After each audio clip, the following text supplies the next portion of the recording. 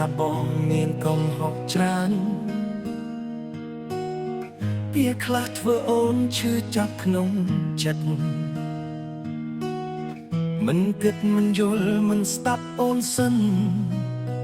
ទុកអូនយំស្ងៀមម្នាក់ឯង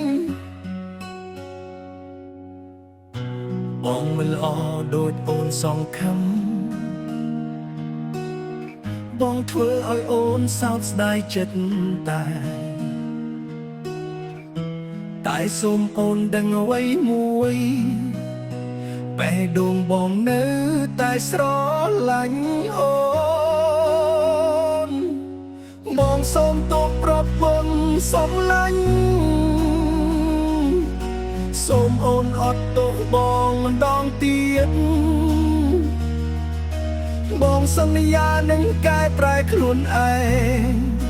ធ្វើជាប្តីល្អសម្រាប់អូនជារៀងរហូតថ្ងៃខ្លះបងភ្លេចបងហាញក្តីស្រឡាញ់ភ្លេចថែអូនដូចថ្ងៃដំបូងតែគ្រប់ដង្ហើមដែលបងដកសុទ្ធតែមានឈ្មោះអូននៅក្នុងចិត្ត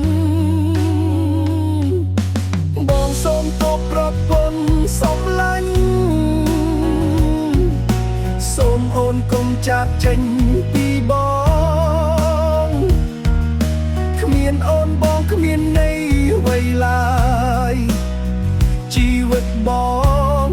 ត្រូវការអូនតែម្នាក់